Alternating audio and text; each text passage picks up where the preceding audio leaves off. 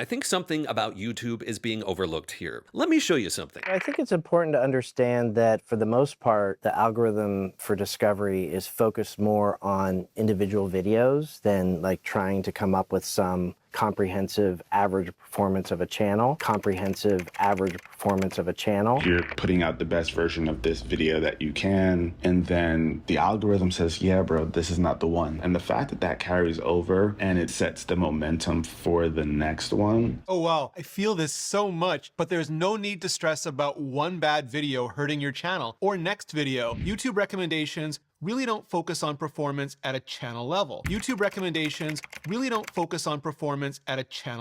While what is being shared there is one of the biggest strengths of the YouTube algorithm, I also think one key vital thing is being overlooked. Howdy everyone, Nate here. I wanted to ask you a couple of questions. Have you ever published a video that's shiny and new that should have gone bigger, but then it didn't, and then another channel publishes essentially the same video and their video explodes even though you did it first? Or have you ever had a period of time where it felt like your videos were unstoppable? Like you could publish almost anything and it would still work? Or if you haven't experienced that yourself yet, have you ever observed another channel that was larger or even smaller than you that seemed to have that going? You see, the point I'm making with this video is that I think something is going on behind the scenes that I'm calling a quote-unquote secret metric that isn't being talked about very much. Here is what I think is happening, and I'm certain it is much more advanced than this with the AI testing of audiences, etc. But for simplicity's sake, this is what I've observed with the algorithm and how they decide to spread videos. I see the algorithm testing batches of audiences, which again, for simplicity, we're gonna break into three: a core audience, a key fringe audience, and an outer fringe audience. The core audience are the people that will watch just about any video that you publish because they like you. This audience knows your channel by name, and there's a good chance it's become a habit for them to watch pretty much everything you publish. The key fringe audience are the ones that don't watch everything you publish, but they are aware of you and your channel, and they'll watch a video of yours if it seems extra interesting to them. The outer fringe audience are the people that have shown on the YouTube platform that they're interested in the niche that your channel is in, but they don't necessarily know about you or your channel yet. They're often only shown videos when a video you publish is especially standout. But here is where it gets interesting, because from my observation, if you as a channel creator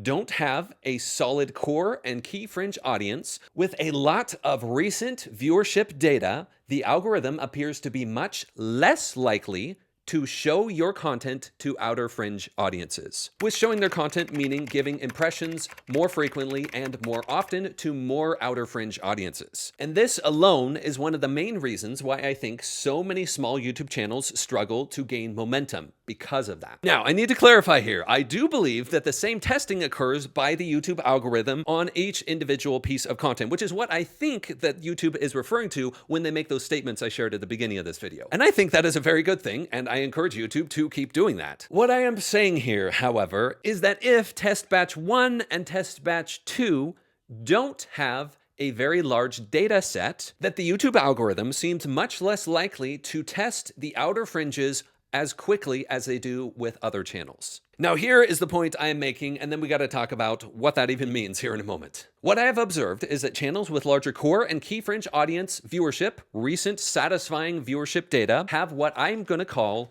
channel authority. And this is the secret metric that has to be talked about more. And I think this is a good point to invite you to boop the like button on this video so that it can spread to more people. And hopefully we can get this in front of the YouTube representatives themselves, because I would love to hear their perspective on this. Alrighty, with the introduction of this channel authority secret YouTube metric, I have observed some things. One, it seems to me with the batch testing that the algorithm does, there is an authority cap, a degree to which the YouTube algorithm seems to be willing to test a piece of content. And to the best of my observation, this is loosely related to this channel authority. Alrighty, you may say, Nate, well, where does this authority cap concept come into play? Well, I happen to have worked directly with many YouTube creators having access to analytics, and I've observed an interesting phenomenon. A smaller YouTube channel will often have impressions that go in a spike and then a flat, and then sometimes another spike, and then another flat. And being in the situation of observing larger channels not necessarily having that stark of a spike and then flat and spike and then flat, I had to ask myself, what the heck is going on here? And that, my friend, is where the batch testing concept came from. Because have you ever had a video you published that seems to be performing exceptionally well for your channel, and maybe it even outperforms the previous videos on your channel? Have you had that happen? Only to have it suddenly stop for no apparent reason? I know you know what I'm talking about here. The best way I've come up with to describe why that happens is this batch testing concept. They have less channel authority. Now I need to add a observation here. I don't necessarily think this is a broken aspect of the YouTube algorithm. In fact, I think it happens because of this. Let me give you a scenario. Have you ever, as a consumer of YouTube videos, gone really deep into a particular subject? It seems to be that the further you as a viewer go into a subject, the more willing the algorithm is to show smaller channels' videos to you. In fact, I want you to test this. Try deep diving into a subject on YouTube, watch a lot of videos from a lot of different channels about this, and then go back to your YouTube homepage and refresh the page and see if a video from a small channel isn't recommended to you. The video being one that is somewhat related or directly related to that topic that you just went on a deep dive into. In fact, I'd go so far as to say there seems to be a somewhat inverse relationship here, meaning the more an audience is into a topic, the less channel authority your channel needs in order for your video to be shown to them. All right, so that's next level. What does that mean now? Think about it this way. Let's say here's your channel. For the sake of this pretend experiment we're doing here, your channel is much smaller than this channel over here. And then let's say you both publish the exact same video. I know that wouldn't actually happen in real life, but play with me here.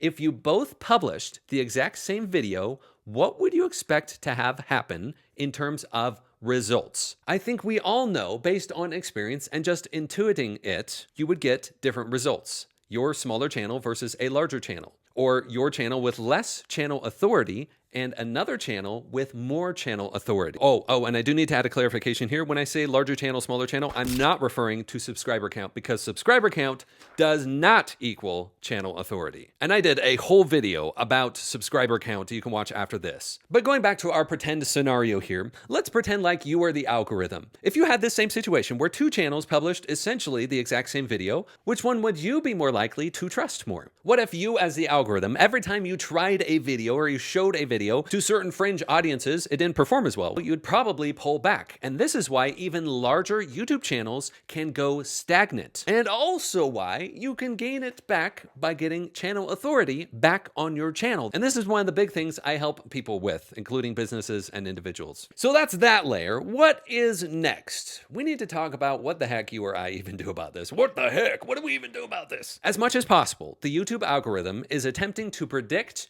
and measure viewer satisfaction. And we can't talk about that without talking about humans. Let's talk about humans for a moment. Humans tend to be creatures of familiarity and habit. They tend to focus on things that they're familiar with and that are enjoyable to them. And humans are also creatures that tend to pick the path of least resistance, which in YouTube terms means the path of the easiest and most enjoyable to consume content. In fact, to be on the quote-unquote inside of a person's habitual viewing is one of the best places that you can be on YouTube. So really, what you or I are looking at here is answering the question, how do I, or how do you, gain channel authority or increase the channel authority that you already have? Let me show you exactly what I would tell you if we were working together about building channel authority. It is this. Number one, whatever you can do to make your content as easy to consume and enjoyable as possible is almost always worth it. In fact, a client of mine made that into a sticky note and stuck it wherever he was recording, whenever he was recording. If the question ever comes to mind as you're producing a video, should I do this thing to make my video more enjoyable or easy to consume? The answer is almost always yes. It's almost always worth it. With the caveat of it has to fit within your capability and the resources you have access to right now. Number two, make it a focus for every video that you publish on your channel to be either useful or valuable to your audience. In fact, why not just go ahead and say, I'm gonna make each video useful and valuable to my audience? And this is a scale. The more you do this, the more satisfying your video is to your audience. Number three, produce these above videos in a predictable way. This is something I've been observing, especially more recently, with the constant debate of whether publishing consistently is even a valuable thing or not. When it comes to channel authority, I have observed the algorithm taking into account recent data. Therefore, if you have a consistent and predictable publishing routine for your audience's sake, and it becomes a habit for them, you are more likely to gain momentum. So once you've done these three and you do it in a consistent, repeated pattern, what will happen is as your authority goes up, you'll start having those outcropping videos, the videos that